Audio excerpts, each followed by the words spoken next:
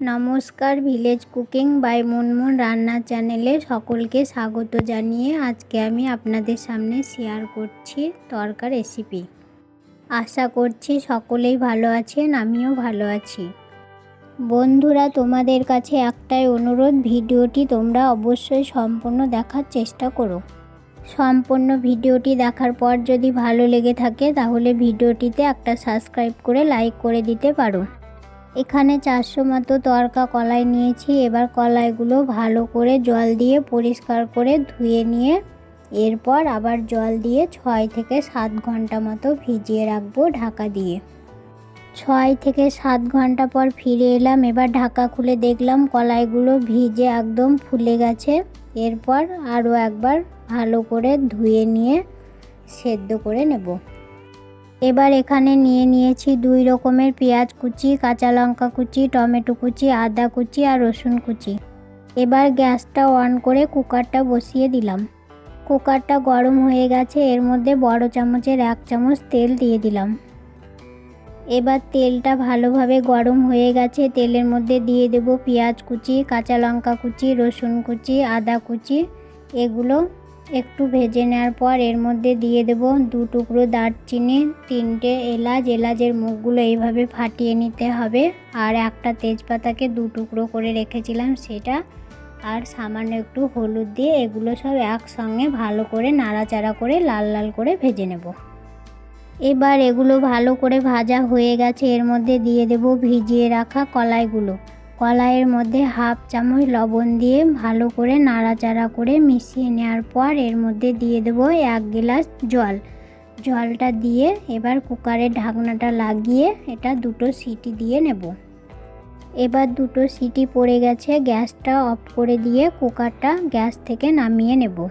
এবার কুকারটা নামানোর পর এর ওপরে ঠান্ডা জল দিয়ে দেব, তাহলে কুকারের ভিতরের গ্যাসটা তাড়াতাড়ি বেরিয়ে যাবে বা ঢাকনাটাও খুব তাড়াতাড়ি খুলে যাবে। এবার কুকারের ঢাকনাটা খুলে নিলাম। কলাইগুলো দেখুন খুব সুন্দর সেদ্ধ হয়ে গেছে। এবার তড়কাটা বানিয়ে নেব। 300 চিকেন নিয়েছি এবং চিকেনগুলোকে ছোট ছোট পিস করে ভালো করে ধুয়ে পরিষ্কার করে নিয়েছি। 4টে ডিম নিয়ে ডিমগুলোকে একটা বাটিতে ভেঙে নিয়েছি। এবার গ্যাসে কড়া বসিয়ে কড়াতে সামান্য পরিমাণ সরিষার তেল দিয়ে দিলাম।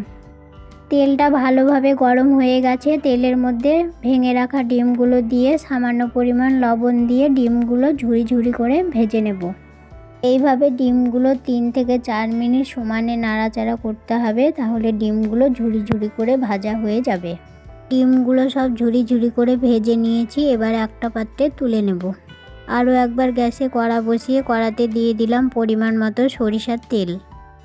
আবার তেলটা ভালোভাবে গরম হয়ে গেছে। তেলের মধ্যে একটা গোটা শুকনো লঙ্কা আর পেঁয়াজ কুচি দিয়ে ভালো করে নাড়াচাড়া করে লাল লাল করে ভেজে নেব। এবার পেঁয়াজগুলো লাল লাল করে ভাজা হয়ে গেছে। এর মধ্যে দিয়ে দিলাম টমেটো কুচি আর সামান্য পরিমাণ লবণ দিয়ে টমেটোগুলো পেঁয়াজের সঙ্গে ভালো করে গলিয়ে নেব। এবার পেঁয়াজের সঙ্গে টমেটোগুলো ভালোভাবে গলে গেছে। এর মধ্যে দিয়ে দেব শুকনো গুঁড়ো মশলা, হলুদ গুঁড়ো, লঙ্কা গুঁড়ো, ধনে গুঁড়ো, মিট মশলা গুঁড়ো আর রঙের জন্য কাশ্মীরি লঙ্কা গুঁড়ো। এগুলো একসঙ্গে সব দিয়ে ভালো করে নাড়াচাড়া করে পেঁয়াজের সঙ্গে ভালোভাবে মিশিয়ে নেব। শুকনো গুঁড়ো মশলাটা ভালোভাবে মেশানো হয়ে গেছে। এবার এর মধ্যে দিয়ে দিচ্ছি বাটা মশলা, আদা, জিরে, রসুন আর দিচ্ছি মশলার বাটি ধুয়ে সামান্য পরিমাণ জল। এবার মশলাটাকে 5 থেকে 6 মিনিট নাড়াচাড়া করে ভালোভাবে কষিয়ে নেব। এবার মশলাটা 5 থেকে 6 মিনিট কষিয়ে নিয়েছি। মশলাও ভালোভাবে কষানো হয়ে গেছে। এর মধ্যে দিয়ে দেব পিস পিস করে কেটে রাখা চিকেনগুলো ভালো করে নাড়াচাড়া করে মশলার সঙ্গে মিশিয়ে নেব।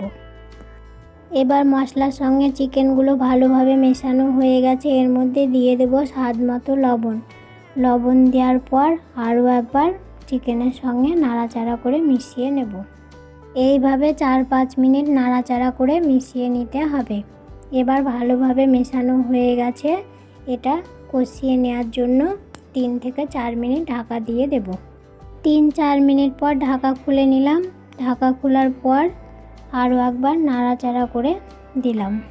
চিকেনগুলো নাড়াচাড়া করে দেখলাম এখনও কষানো হয়নি, আর একটু নাড়াচাড়া করে দেব। এইভাবে তড়কা আপনারা বাড়িতে একদিন ট্রাই করে দেখুন। গরম গরম রুটি, লুচি, পরোটার সঙ্গে খেতে দারুণ লাগবে। বাড়িতে রান্না করার পর কমেন্ট করে জানাতে ভুলবেন না যে আজকের তড়কা রান্নাটা কেমন হলো। এবার চিকেনগুলো ভালোভাবে কষানো হয়ে গেছে আর তেল ছেড়ে দিয়েছে। এর মধ্যে দিয়ে দেব সেদ্ধ করে রাখা কলাইগুলো ভালো করে নাড়াচাড়া করে চিকেনের সঙ্গে মিশিয়ে নেব। এবার এগুলো ভালোভাবে মেশানো হয়ে গেছে। এর মধ্যে দিয়ে দিচ্ছি পরিমাণ মতো জল। এখানে তড়কাতে বেশি জল দেওয়া যাবে না, কারণ এটা ঝোল হবে না, একদম গায়ে গায়ে হবে। জল দেওয়ার পর নাড়াচাড়া করে 4 মিনিট ফুটিয়ে নেব। এবার 4 মিনিট ফুটে গেছে। এর মধ্যে দিয়ে দেব ভেজে রাখা ডিমগুলো। আর কোনো মশলা দিতে হবে না, কারণ মশলাগুলো আগেই দিয়ে দিয়েছি। এবার ডিম দেওয়ার পর আরও একবার নাড়াচাড়া করে মিশিয়ে নেব। দেখুন তড়কাটা একদম গায়ে গায়ে হয়ে গেছে। এর মধ্যে দিয়ে দেব ধনেপাতা কুচি। ধনেপাতা দেওয়ার পর আরও 1 মিনিট ফুটিয়ে নেব। এবার 1 মিনিট হয়ে গেছে, গ্যাসটা অফ করে দিয়ে নামিয়ে নেব। এরপর গরম গরম রুটির সঙ্গে পরিবেশন করব।